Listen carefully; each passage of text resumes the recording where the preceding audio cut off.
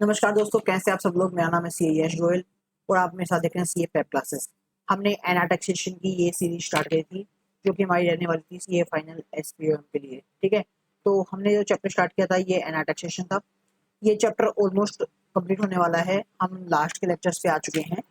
तो कल की वीडियो में, लास्ट वीडियो में हमने कवर किया था सेक्शन 196 बी तक, जो कि बात करता इनकम फ्रॉम यूनिट्स। उस पर हमने देखा था विदहोल्डिंग टैक्सेस कैसे लगते हैं। कल की वीडियो मेनली विदहोल्डिंग टैक्सेस के ऊपर थी और हमने कल की वीडियो में एक मैट के प्रोविजंस भी देखे थे। आज की ये जो वीडियो है कल की ही वीडियो का कंटिन्यूशन है। आज हम विदहोल्डिंग टैक्सेस के कुछ और अनदर प्रोविजंस यहाँ पर देखने वाले हैं जो हमने कल कवर नहीं किए थे। ठीक है, तो हमने कल देख लिया था सेक्शन 196 बी तक। आज हम स्टार्ट करेंगे सेक्शन 196 सी से। ठीक है, तो सर बात क्या कर रहा है सेक्शन 196 सी, देख लेते हैं। ये बोल रहा है income from foreign currency bonds और शेयर्स ऑफ इंडियन कंपनी, कि अगर किसी नॉन रेजिडेंट पर्सन को इनकम हो रही है फॉरेन करेंसी में इशू करेगा ये बॉन्ड से और शेयर्स ऑफ इंडियन कंपनी के शेयर से। ठीक है, तो हम एक बार सेक्शन को देख लेते हैं क्या बोल रहा है। ये बोल रहा है जब एनआर को इनकम मिलती है, नॉन रेजिडेंट पर्सन को इनकम मिलती है कहाँ से, फॉरेन करेंसी बॉन्ड या ग्लोबल डिपॉजिटरी रिसिप्ट से। यानी इंडियन कंपनी ने फॉरेन करेंसी पे बॉन्ड्स और जीडीआर इशू करे हैं। ठीक है, कोई एक इंडियन कंपनी है जिसने फॉरेन करेंसी के अंदर मतलब डॉलर या किसी यूरो में अपने बॉन्ड्स या फिर जीडीआर को इशू करा है। कोई foreign investor non resident person उसमें इन्वेस्ट करता है और उसे इंटरेस्ट या फिर कैपिटल गेन मिलता है। ठीक है, ये सेक्शन बात कर रहा है, क्या बोल रहा है सेक्शन, बोल रहा है आपका द पर्सन रिस्पॉन्स, एक सेकंड दीजिएगा।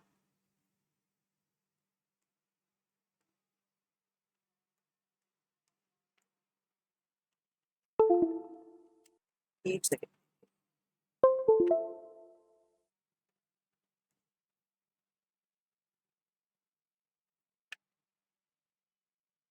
हो गया। सेक्शन हमारा बोल रहा है the person responsible for making the following payment, कि कोई भी पर्सन जो रिस्पॉन्सिबल है पेमेंट करने के लिए, मतलब कोई भी इंडियन कंपनी हो सकती है, इंडिया का कोई पर्सन हो सकता है, रेजिडेंट पर्सन जो कि रिस्पॉन्सिबल है किसी को पेमेंट करने के लिए, किसको, टू ए नॉन रेजिडेंट, किसी नॉन रेजिडेंट पर्सन को। तो वो क्या करेगा, has to deduct tax at a time of credit of such income. तो क्या करेगा, टैक्स डिडक्ट करेगा कब, जब उसको वो पेमेंट करनी है। तो सर ये सेक्शन ये बात बोल रहा है। ठीक है सर, और क्या बोल रहा है, to the account of payee और at the time of payment thereof by any mode. कब करेगा, या तो उसने पेमेंट करी है तब करेगा, या फिर उसका अकाउंट जब उसने क्रेडिट करा है तब करेगा, विच एवर इज अर्लियर। ठीक है, जो भी कंडीशन पहले मीट हो जाएगी, या तो पेमेंट या फिर अकाउंट को क्रेडिट करना, जो भी पहले मीट हो जाएगी उस टाइम पे वो विदहोल्डिंग टैक्स डिडक्ट करेगा। तो सर किस रेट पे डिडक्ट करेगा, तो सर रेट होगी 10% plus surcharge wherever applicable plus health and education cess at the rate 4%।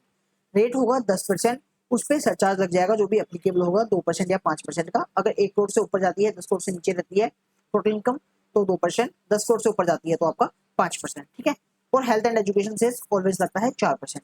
इसकी जो कैलकुलेशन है कैसे कंप्यूट करते हैं हमने लास्ट वीडियो में एक सेक्शन में देख ली थी ऑलरेडी, तो सेम ही प्रोसेस रहने वाला है सभी सेक्शंस के लिए, तो हम ये चीज बार बार कवर नहीं करेंगे। ठीक है, कल की क्लास में सबसे स्टार्टिंग वाला जो हमने सेक्शन कवर किया था उसमें हमने ये चीज ऑलरेडी देख ली थी। ठीक है, तो सेम ही चीज रहने वाली है, बस यहाँ पर हम केवल रेट्स पढ़ लेते हैं। तो रेट्स रहेंगे 10%, किस केस में, अगर इंटरेस्ट और डिविडेंड की इनकम है।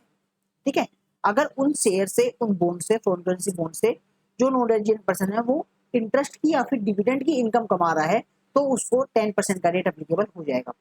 लेकिन अगर वो कैपिटल गेन कमा रहा है, ठीक है, उन शेयर्स को वो बेच दे रहा है किसी और को और उससे कैपिटल गेन कमा रहा है, तो उस केस में जो हमारा रेट होगा वो 12.5% का हो जाएगा। ठीक है, 12.5% स्टैंडर्ड रेट है आज के टाइम पे कैपिटल गेन का, तो वही यहाँ पर एप्लीकेबल हो जाएगा। ठीक है सर, तो इस सेक्शन हमारा ये बात कर रहा है।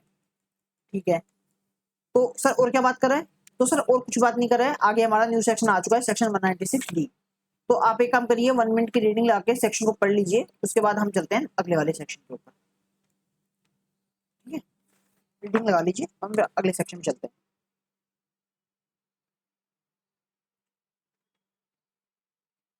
तो सर अब हमारा नया सेक्शन आ चुका है, सेक्शन 196 डी, जो कि बात कर रहा है income of foreign institutional investors from securities, कि कोई इंस्टीट्यूशनल इन्वेस्टर्स हैं, फॉरेन इन्वेस्टर्स हैं, फॉरेन के इंस्टीट्यूशनल इन्वेस्टर एफआईआई, दो तरह के होते हैं, एफडीआई एंड एफआईआई। एफडीआई वो होते हैं जो फॉरेन डायरेक्ट इन्वेस्टमेंट इंडिया के अंदर करते हैं, मतलब वो डायरेक्ट कोई प्लांट लगा रहे हैं, कोई बिजनेस कर रहे हैं या किसी बिजनेस में डायरेक्ट निवेश कर रहे हैं डायरेक्टली, वो डायरेक्ट इन्वेस्टमेंट करते हैं। दूसरे होते हैं फॉरेन इंस्टीट्यूशनल इन्वेस्टर्स, वो क्या करते हैं इंडिया में डिफरेंट कंपनीज के शेयर खरीदते हैं, बॉन्ड्स खरीदते हैं, इस तरह से इंडिया में पैसा लगाते हैं, तो वो होते हैं हमारे फॉरेन इंस्टीट्यूशनल इन्वेस्टर्स। तो वो अगर इन्वेस्ट कर रहे हैं किसी सिक्योरिटीज में इंडिया के ऊपर, तो उनके ऊपर विदहोल्डिंग टैक्सेस किस रेट से कटेगा, हम ये देख रहे हैं इस सेक्शन के अंदर। ठीक है, ये सेक्शन हमारे यही बोल रहा है अगर फॉरेन इंस्टीट्यूशनल इन्वेस्टर हैं, एफआईआई है, इंडिया में सिक्योरिटीज में इन्वेस्ट करते हैं और उनको इंडियन कंपनी से इस सिक्योरिटी से इंटरेस्ट या फिर कैपिटल गेन मिलता है, तो इंटरेस्ट में टीडीएस कटेगा 20% और यहाँ पर कैपिटल गेन के केस में कर दिया गया है एग्जेम्प्ट, क्योंकि हम चाहते हैं फॉरेन इंस्टीट्यूशनल इन्वेस्टर्स इंडिया में आए, पैसा लगाएं, ताकि हमारा स्टॉक मार्केट भी ऊपर जाए। ठीक है, हम चाहते हैं वैसे तो एफडीआई ज्यादा है, लेकिन एफआईआई आए ये भी हम चाहते हैं। तो सेक्शन बोल रहा है applicability and rate of TDS. The person responsible for making the payment in respect of securities refer to section 115 ADA 1 subsection and again subclause a. ये बोल रहा है कि अगर कोई भी पर्सन रिस्पॉन्सिबल है पेमेंट करने के लिए सिक्योरिटीज की under the section 115 AD section 1 clause a के तहत to a foreign institutional investor, किसी फॉरेन इंस्टीट्यूशनल इन्वेस्टर को, तो has to deduct tax at the rate 20% plus surcharge, तो उसको टैक्स डिडक्ट करना पड़ेगा 20% की रेट से, प्लस उस पर सरचार्ज जो भी एप्लीकेबल होगा, plus health and education cess at the rate 4%, उसके साथ ही हेल्थ एंड एजुकेशन सेस लगेगा 4% का। ठीक है सर, आगे सेक्शन क्या बात कर रहे हैं, एक सेकंड यार, एक सेकंड दीजिएगा मेरे को।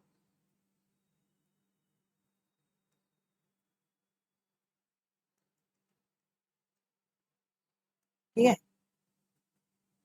एक सेकंड दीजिएगा। ठीक है सर, आगे सेक्शन बोल रहा है हाउएवर वेयर, एक सेकंड, ठीक है, ठीक है सर।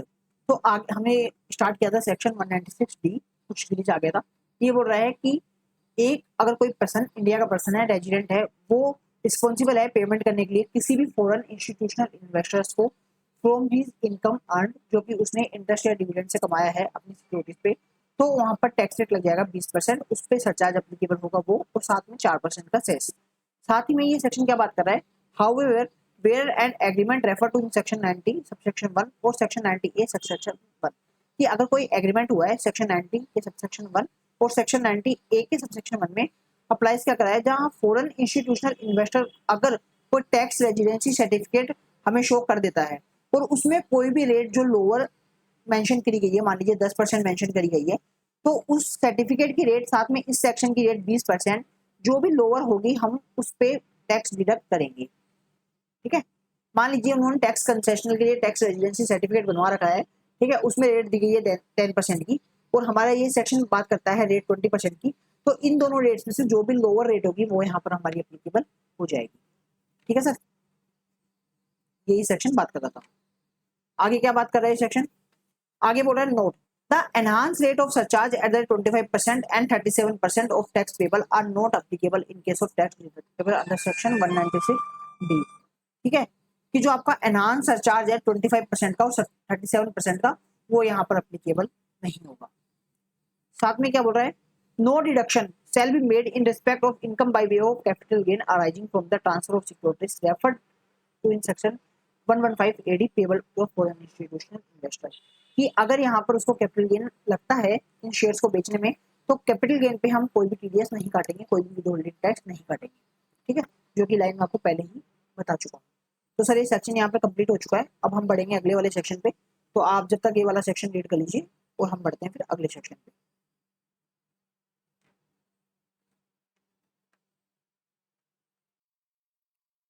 ठीक है सर, पढ़ लिया होगा आपने, अब बढ़ते हैं अगले वाले सेक्शन पे, क्या बोल रहा है हमारा न्यू सेक्शन। तो अगला वाला हमारा सेक्शन है sum payable to non resident, जो कि बात करता है सेक्शन 195, और ये बहुत ज्यादा वास्ट सेक्शन है, इसमें सब कुछ कवर कर लिया गया है, एक बहुत बड़ा सेक्शन है। ठीक है, तो क्या बोल रहा है ये एक जनरल सेक्शन है, अगर इंडिया से किसी एनआर को पैसा जा रहा है तो टीडीएस एप्लीकेबल होगा सेक्शन 195 के। नेचर ऑफ पेमेंट क्या रहेंगी आपकी, तो नेचर ऑफ पेमेंट हो सकती है इंटरेस्ट हो, रॉयल्टी हो, फीस फ्रॉम टेक्निकल सर्विसेज हो, सैलरी हो, रेंट हो, कमीशन हो, कैपिटल गेन हो, कुछ भी हो सकता है, उसके अलावा भी कुछ हो सकता है। TDS is applicable when income chargeable to tax in India. TDS आपका उस केस में एप्लीकेबल होगा जब आपकी इनकम चार्जेबल टू टैक्स है इंडिया के अंदर। एप्लीकेबल टीडीएस रेट्स क्या होंगी? तो सर ये कुछ फिक्स नहीं है, as per latest finance act और डीटीडब्ल्यू के अकॉर्डिंग जो भी आपकी रेट्स होंगी वो एप्लीकेबल हो जाएंगी। जैसे रॉयल्टी पे 10%, एफटीएस पे 10%, या जहाँ पर बहन टीडीएस एप्लीकेबल है तो उसके अकॉर्डिंग हो जाएंगी। तो सर टीडीएस एप्लीकेबल कब होगा, टाइम पीरियड क्या होगा? तो टाइम होगा क्रेडिट इन बुक्स और payment which ever is earlier, जो हम ऑलरेडी बाकी के सेक्शन में देखते आ रहे हैं वही कंडीशन यहाँ पर एप्लीकेबल है। तो एक वाइड सेक्शन है, ये सेक्शन वहां कवर करता है जहां पर कुछ स्पेसिफिक जैसे ऊपर सेक्शन दिए गए हैं, अगर वहां छूट जाता है तो यहाँ पर वाइड सेक्शन हमारा एप्लीकेबल हो जाएगा। ठीक है सर, तो ये सेक्शन ये बात कर रहा है। तो पढ़ लेते हैं सेक्शन क्या बोल रहा है। Sum payable to non resident, section 195। The person responsible to for paying interest other than interest referred in section 194 LB or section 194 LC or any other sum chargeable to tax other than salary to a non-corporate, non-resident or to foreign company is liable to deduct tax at a source at the rate in force।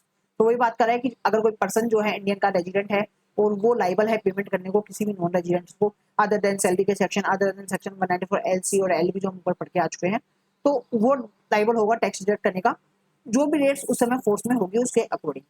Such person are also required to furnish the information related to payment of any sum in such form and manner as may prescribed as per CBDT। तो वो person also liable होगा, required होगा, उसको furnish करे कुछ भी information जो कि मांगी गई है डिपार्टमेंट द्वारा relating to payment of any sum, जो कि शो करती है, जो कि प्रूव करती है कि पेमेंट करी गई है कोई भी सम इन सच फॉर्म, जो भी फॉर्म या मैनर प्रिस्क्राइब किया गया है CBDT द्वारा। ठीक है, refer annexure 3 for part 2 of first schedule providing rates for deduction of tax of source. ठीक है, ये आपको शेड्यूल पढ़ना है कि टैक्स वगैरह देखने के लिए। पेई क्या होगा, पेई कौन होगा नॉन रेजिडेंट को? In order to subject an item of income to deduction of tax under this section the payee must be a non corporate, non resident और फॉरेन कंपनी। ठीक है, पेई कौन होगा, मतलब पैसा मिलेगा, पेई मतलब जिसको मिल रहा है वो कौन होगा? कोई भी हो सकता है, कोई भी नॉन रेजिडेंट हो सकता है, कॉर्पोरेट हो सकता है, नॉन कॉर्पोरेट हो सकता है, कोई भी फॉरेन कंपनी वो हो सकती है।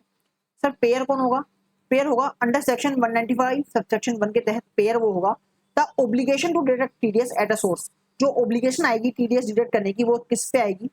From interest and any other payment to non resident, non resident को पेमेंट कर रहे हैं इंटरेस्ट या कोई भी other payment which are chargeable to tax, जो इंडिया के अंदर टैक्स चार्जेबल है, is on any person responsible for paying to a non resident. कोई भी ऐसा पर्सन जो रिस्पॉन्सिबल है पेमेंट करने को नॉन रेजिडेंट को, उसके ऊपर सर लाइबिलिटी आ जाएगी, आप टीडीएस डिडक्ट करिए सेक्शन के अंदर। ठीक है, in other words any person used in section 195 subsection 1 is intended to include both residents and non resident. तो सर एनी पर्सन में दोनों आ जाते हैं, चाहे वो रेजिडेंट हो या नॉन रेजिडेंट हो इंडिया के, अगर वो पेमेंट कर रहे हैं किसी नॉन रेजिडेंट को जो कि इनकम इंडिया के अंदर चार्जेबल टू टैक्स है, तो उसको उनके ऊपर टीडीएस डिडक्ट करना पड़ेगा, विद होल्डिंग टैक्स डिडक्ट करना पड़ेगा। Therefore, a non-resident person is also required to deduct tax at a source before making the payment to another non-resident person। कि हो सकता है एक नॉन रेजिडेंट पर्सन ही अनदर नॉन रेजिडेंट पर्सन को payment कर रहा हो, लेकिन वो उस इनकम के लिए पेमेंट कर रहा है जो कि इनकम इंडिया में चार्जेबल टू टैक्स है, तो वहां पर टैक्स की डिडक्शन रिक्वायरमेंट आ ही जाती है। ठीक है, if the payment represents income of the payee non resident chargeable to tax in India, income जो है इंडिया के अंदर चार्जेबल टू टैक्स है। Therefore, if the income of the paying non-resident is chargeable to tax, the tax has to be deducted at the source। आपको tax deduct करना पड़ेगा source पे, whether the payment is made by resident or non-resident। मतलब नहीं है payment resident person कर रहा है या नॉन रेजिडेंट कर रहा है, अगर वो इनकम इंडिया में चार्जेबल टू टैक्स है तो उस पर टैक्स आपको डिडक्ट करना ही पड़ेगा। एक्सप्लेनेशन टू क्या बोलती है, clarified that the obligation to comply with section 195 subsection 1 and to make reduction there under applies and shall be deemed to have always applied and extend and shall be deemed to have always extended to all person resident or non-resident whether or not the non-resident है। ठीक है, मतलब ये वही बात कर रहा है, ऊपर वाली बात कर रहा है कि ऑलवेज अप्लाई हो जाएगी, डीम टू अप्लाई हो जाएगी, रेजिडेंट हो या नॉन रेजिडेंट हो, अगर वो पेमेंट कर रहा है किसी अदर नॉन रेजिडेंट को। ठीक है, किस कंडीशन में? अ रेजिडेंट और पर्सन प्लेस ऑफ बिजनेस और बिजनेस कनेक्शन इन इंडिया, कि भैया उसका रेजिडेंस इंडिया के अंदर है, प्लेस ऑफ बिजनेस इंडिया में है या बिजनेस के कनेक्शन इंडिया में है। Any other presence in any manner whatsoever in India, मतलब ये इंडिया से इनकम अगर आपकी अक्रूअलाइज हो रही है तो पेमेंट आप कर रहे हैं तो उस पर इंडिया से आप डिडक्ट करेंगे। ठीक है, रेट क्या होगी? तो सर रेट वही होगी जो एवरी फाइनेंस एक्ट के अंदर अप्लीकेबल होगी या डीटीडब्ल्यू के अंदर अप्लीकेबल होगी, कोई रेलिवेंट रेट्स आपकी लग जाएंगी। ये वाइड सेक्शन है, कोई स्पेसिफिक रेट की बात नहीं कर रहा है, ये सेक्शन इतना बात कर रहा है कि आपको जो है टीडीएस डिडक्ट करना ही पड़ेगा। कब करना है, क्यों करना है, ये बात कर रहा है। ठीक है, अगर कोई टैक्स रेजिडेंसी सर्टिफिकेट आप शो कर रहे हैं, डबल टैक्सेशन रिलीफ का कुछ शो कर रहे हैं, तो उसकी जो रेट्स होंगी वो एप्लीकेबल आपकी हो जाएंगी। सर टाइम ऑफ डिडक्शन क्या होगा, तो सर टाइम ऑफ डिडक्शन वही होगा जिस टाइम पे आपने पेमेंट को क्रेडिट किया है अकाउंट के अंदर, या फिर आपने पेमेंट करी है which ever is earlier. Payment आपने कैश से करी हो चाहे चेक से करी हो, हमें कोई मतलब नहीं है। रीडिंग कर लेते हैं। The tax is to be deducted at a source at a time of credit of such income to the account of the pay or at a time of a payment thereof in cash or by the issue of check or draft or by any other mode whichever is earlier। मतलब या तो आपने account में credit किया हो या फिर payment करी हो, किसी भी मोड से whichever is earlier हो जाता है।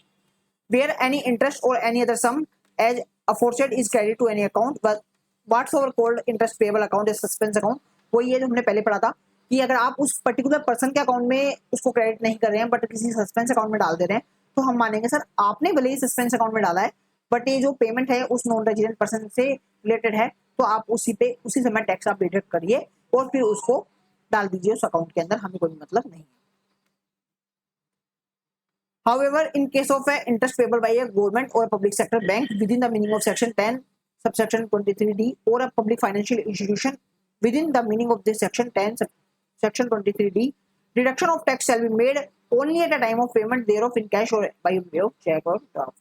क्या बोल रहा है सर, एग्जम्पशन दी गई है गवर्नमेंट एंटिटी के लिए कि उनपे टाइम ऑफ क्रेडिट नहीं माना जाएगा, उनपे केवल टाइम ऑफ पेमेंट देखा जाएगा। अगर गवर्नमेंट का बैंक है, पब्लिक फाइनेंशियल इंस्टीट्यूशन है, तो भैया वहां पर हमने छूट प्रोवाइड कर दी है, आप eight the time of payment पे ही टैक्स डिडक्ट करिए, आपको अकाउंट क्रेडिट की लिमिट हमने यहाँ से हटा दी है। ठीक है, पेमेंट्स कौन सी हैं जो सब्जेक्ट टू डिडक्शन है? The statutory obligation imposed under this section would apply for the purpose of deduction of tax excess from any sum being income accessible to tax other than salary income in the hands of the non-resident non-corporate foreign company। तो वही है, वही payment जो आप salary के अलावा कोई भी इनकम जो हो रही है, जो कोई भी आप इनकम नॉन रेजिडेंट कमा रहे हैं इंडिया से, उसके ऊपर आप टैक्स डिडक्ट करेंगे। Payment to a non resident by way of royalty, आप रॉयल्टी पे कर रहे हो, फीस फॉर्म टेक्निकल सर्विस पे कर रहे हो, कोई भी सर्विस जो इंडिया के अंदर रेंडर करी गई है, तो वो यहाँ पर कवर हो जाएगी। अब क्या है, certificate of non deduction of tax and source, कि अगर जो नॉन रेजिडेंट पर्सन वो चाहता है कि उसका टैक्स डिडक्ट ना किया जाए, तो एक सर्टिफिकेट होता है, टैक्स छूट का सर्टिफिकेट होता है, वो फर्निश कर देता है। अगर वो डिपार्टमेंट से ले लेता है वो सर्टिफिकेट, तो हम मान लेंगे सर ठीक है कि उसमें जो रेट दिया गया है हम उसी पे एप्लीकेबल कर देंगे। Under section 195 section 3 any person entitled to receive any interest or other sum on which income tax has to be deducted under section 195 subsection 1 may make an application in a prescribed form to a AO to grant certificate authorizing him to receive such interest or other sum without deducting a tax। अगर आप चाहते हैं कि आपका tax ना कटे, आप एओ को एक एप्लीकेशन डालिए, जो भी आपके रीजन है वो डालिए, एओ को सेटिस्फैक्टरी लगेगा तो आपको एक सर्टिफिकेट ग्रांट कर दिया जाएगा। उसके बिहाफ पे आप वो सर्टिफिकेट किसी को भी दिखाएंगे तो वो आपका टीडीएस नहीं काटेगा, बिना टीडीएस को काटे आपको पेमेंट कर देगा।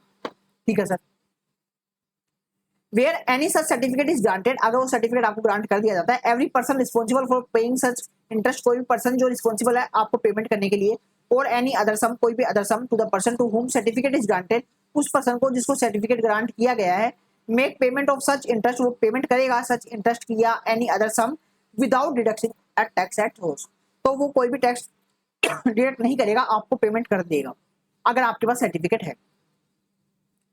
Such certificate shall remain in force until the expiry of period specified there। वो सर्टिफिकेट जो है वो तब तक एक्सपायर नहीं होगा जब तक वो वैलिड रहेगा, जब तक उसकी एक्सपायरी डेट नहीं आई है जो उस पर डेट मेंशन है। However, if it is cancelled by the AO, उसको AO है, AO हमारा असेसिंग ऑफिसर कभी भी कैंसिल कर सकता है बिफोर इट्स एक्सपायरी से पहले of such period, the certificate shall remain in force till such cancellation.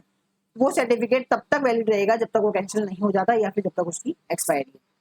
The CBDT is empowered to make rules specifying the cases in which and the circumstances under which an application may be made for the grant of certificate। CBDT है वो rules बना सकता है किस किस condition में आपको certificate grant किया जाएगा। While doing so, it should take into account the conveyances of the assessee and the interest of the revenue। Department देखेगा कि उसका रेवेन्यू का इंटरेस्ट, मतलब रेवेन्यू प्रॉपर कमा पा रहा है, रेवेन्यू लॉस नहीं हो रहा है, और असेसी को कन्वीनियंस हो रहा है, तो वो डिपार्टमेंट देख के कैसे रूल बना सकता है।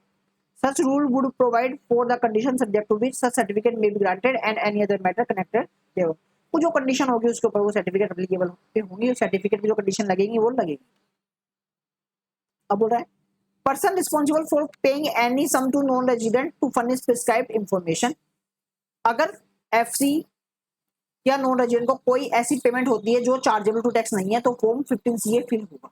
ये सेक्शन किसी बात कर रहा है कि अगर कोई रेजिडेंट पर्सन या नॉन रेजिडेंट पर्सन किसी अनदर नॉन रेजिडेंट पर्सन को कोई ऐसी पेमेंट कर रहा है जिसपे चार्जेबल टू टैक्स है ही नहीं, तो वो टीडीएस तो नहीं काटेगा, लेकिन वो साथ में फॉर्म 15 फिल करेगा कि भैया मैं नॉन रेजिडेंट को पेमेंट कर रहा हूँ, तो 15 में उसकी डिक्लेरेशन देगा, उसकी क्लैरिफिकेशन वो देगा। Section 195 subsection C provides that the person responsible for paying any sum, whether or not chargeable to tax under the provisions of the act, to a non-corporate non-resident or to a foreign company, shall be required to furnish the information relating to payment of such sum in form 15A. Also, a certificate from an chartered accountant was required to be obtained in form 15CB before filing of form 15C. ठीक है, आगे बोल रहा है specified class या class of person making payment to the non-resident to mandatory make application to AO to determine the appropriate portion of sum chargeable to tax। क्या बोल रहा है कि हमने कोई स्पेसिफाइड क्लास या क्लास ऑफ पर्सन बताए हैं जो मेकिंग करेंगे पेमेंट नॉन रेजिडेंट को, उनके लिए क्या है AO को एक मैंडेटरी एप्लीकेशन देंगे। तो सर किस केस में एप्लीकेशन देंगे? Under section 195 subsection 1 any person responsible for paying to a non corporate non resident और फॉरेन कंपनी एनी इंटरेस्ट या any other sum chargeable under the provision of the act other than salary has to deduct tax at source at the rates in the force. वही बोल रहा है कोई भी person responsible है payment करने को नॉन रेजिडेंट को, जैसे इंटरेस्ट की कराओ या कोई भी other sum chargeable to tax under this act है अदर देन सैलरी, तो वो डिडक्ट रहेगा tax at the rate in force, जो भी रेट उस समय एप्लीकेबल होंगे। Under section 195 subsection 2 where the person responsible for paying any such sum chargeable to tax under the act other than salary to a non-resident consider that the whole or sum would be not income chargeable in the hands of the recipient, he may make an application in such forms and manner to the AO to determine in such manner as may prescribe the appropriate portion of such sum so chargeable. When the AO so determines the appropriate portion, tax shall be deducted under section 195 section 1 only on the portion of the sum which is so chargeable. मतलब क्या हो रहा है, एक person किसी non resident को payment कर रहा है जिसकी part payment chargeable to tax under the law है एंड पार्ट पेमेंट एग्जेम्प्ट है अंडर द इंडियन लॉ। तो क्या होगा, एओ को एप्लीकेशन दी जाएगी, बताया जाएगा सर इतनी जो पेमेंट है नॉन चार्जेबल टू टैक्स है, एओ उसको असेस करेगा, देखेगा, डिटरमाइन करेगा, उसके बाद एओ बताएगा आपको प्रोपोर्शन कितने पे आपको टीडीएस काटना है, कितने पे आपको टीडीएस नहीं काटना। ठीक है, व्हाट इट इजी था, आप थोड़ा रीड करिए दोबारा, आपको समझ आ जाएंगी चीजें, मतलब इसमें कुछ ज्यादा हैवी है नहीं। ठीक है, ये सेक्शन वैसे बहुत इजी है, बेसिक्स बातें कर रहा है, आप बस इसको रिमेंबर करके रखिए, ज्यादा याद करने वाली कोई बात है नहीं इसके अंदर। ठीक है, अंडरस्टैंडिंग है, बेसिक चीजें इस सेक्शन के अंदर। Section 195 subsection 7 provides that notwithstanding anything content in the section 195 subsection 1 and section 195 subsection 2 the CBDT में भी, एक सेकंड दीजिएगा मेरे को,